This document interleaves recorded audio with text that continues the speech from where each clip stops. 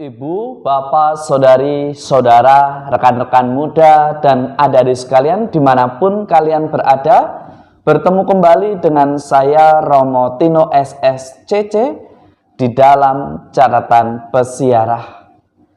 Yang berbahagia ialah mereka yang senantiasa mau mendengarkan sabda Allah dan melaksanakannya, bukan hanya di dalam kata-kata, tetapi di dalam tindakan nyata. Ia senantiasa selalu terbuka untuk melakukan pembaharuan hidup sebagaimana sabda yang Allah sampaikan kepada kita. Sebelum kita mendengarkan permenungan dari catatan pesiarah, marilah kita membuat tanda kemenangan Kristus. Dalam nama Bapa dan Putera dan Roh Kudus. Amin. Allah Bapa yang Maha Setia, Engkau memanggil kami menjadi putra dan putrimu, seturut citra Yesus Kristus putramu terkasih. Tolonglah kami agar tetap setia kepada Kristus ketika menghadapi berbagai macam tantangan di dalam lika-liku kehidupan kami dalam menapaki persiaran hidup di dunia ini. Demi Kristus Tuhan dan pengantara kami. Amin. Ibu, bapak, saudari, saudara, rekan-rekan muda, dan adik-adik sekalian yang terkasih. Selama sepekan ini kita diajak untuk bersama-sama merefleksikan apakah kita hidup hanya mengejar yang sifatnya duniawi, ataukah kita hidup seturut rencana Allah untuk kebahagiaan jiwa yang sifatnya kekal dan abadi. Selain itu, kita juga diajak sebagai orang beriman yang mengenal dan memahami sesamanya. Ketika ada sesuatu yang tidak benar, kita diajak untuk senantiasa berani mewartakan dan mengajak setiap orang, terutama sesama kita, untuk melakukan pertobatan. Dan pada hari berikutnya kita pun diajak sebagai orang beriman agar kita tidak hilang harapan, karena hanya di dalam iman yang kuat kita menjaga bahwa harapan itu tetap ada di dalam persiaran hidup. Dan hari ini melalui surat Rasul Paulus kepada jemaat di Galatia, kita diajak kembali untuk mengingat sebagai orang beriman, kita semua adalah anak-anak Allah karena iman kita.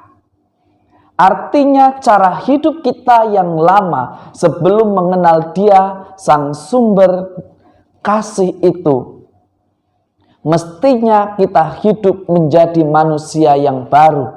Bukan berarti segala sesuatu yang lama itu buruk. Bukan berarti sesuatu yang lama tidak berperan penting di dalam persiaran iman kita. Tentu pengalaman yang sudah kita lewati menjadi memori sekaligus menjadi kesempatan bagi Anda, saya, serta kita semua untuk berefleksi dan belajar. Sudahkah kita dari setiap lembaran kehidupan kita senantiasa mengarah kepada perbaikan yang berkenan pada Allah? Ataukah kita justru menjadi pribadi yang terlalu asik dan sibuk dengan apa yang menjadi ambisi pribadi, yang justru seringkali membuat kita tidak sadar bahwa kita ini adalah anak-anak terang. Hanya mengaku diri dibaptis, hanya mengaku diri dengan identitas kita yang bertuliskan beragama Katolik. Sebagai orang beriman itu semua tidaklah cukup. Karena beriman berarti kita bertumbuh, berbuah, senantiasa setia, berproses belajar menjadi pribadi yang baik dan berkenan di hadapan Allah.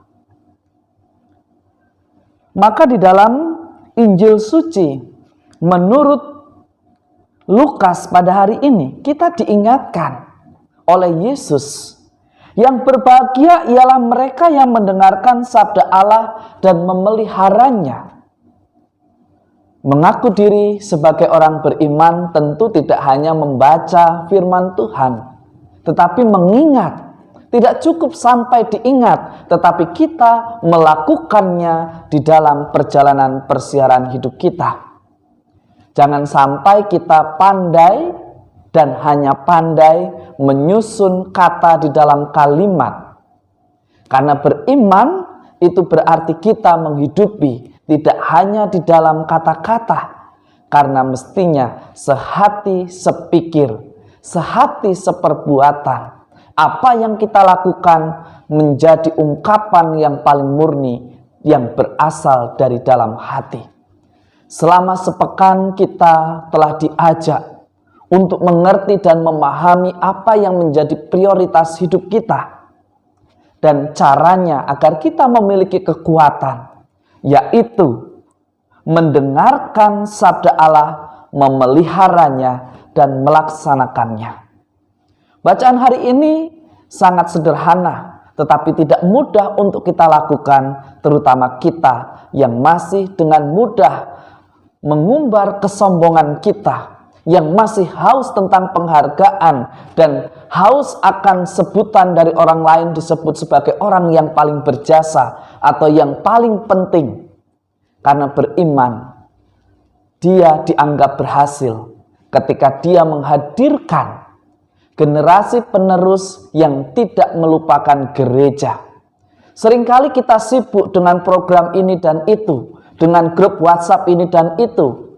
Tetapi tanpa kita sadari, dengan adanya grouping di dalam media sosial, ketika tidak bijaksana kita menggunakannya, justru grup-grup yang ada justru membuat gereja semakin eksklusif, bahkan tidak memberikan kesempatan kepada mereka yang tidak tergabung dalam grup untuk terlibat dan ikut ambil bagian dalam pelayanan gereja.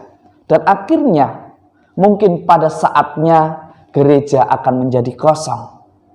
Beranikah kita sebagai orang beriman bukan hanya memikirkan apa yang menjadi ambisi pribadi, justru kita seringkali mengikuti ambisi tetapi berakibat fatal untuk masa depan gereja.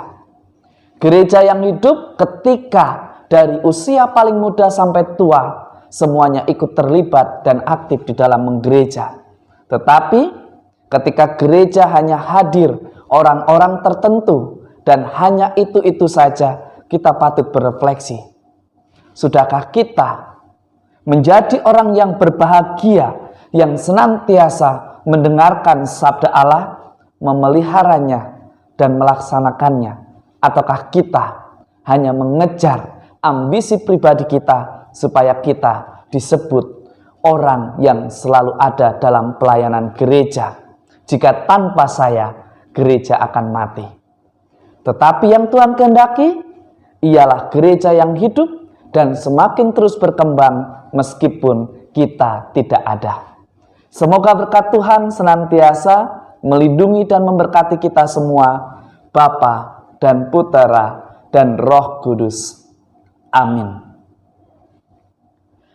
Hidup di dalam persiarahan di dunia ini sebagai seorang pribadi manusia, Anda dan saya serta kita semua diingatkan, yang terpenting di dalam persiaran hidup ialah transformasi diri, di mana kita mewartakan sabda Allah, tetapi kita juga harus terbuka untuk diinjili. Karena gereja yang hidup bukan terdiri dari komunitas yang eksklusif, tetapi terdiri dari komunitas yang inklusif, yang mampu menghargai, yang mampu memberikan kesempatan, dan tidak mengkotak-kotakkan di dalam pelayanan hidup menggereja. Selamat berakhir pekan, Tuhan memberkati. Amin.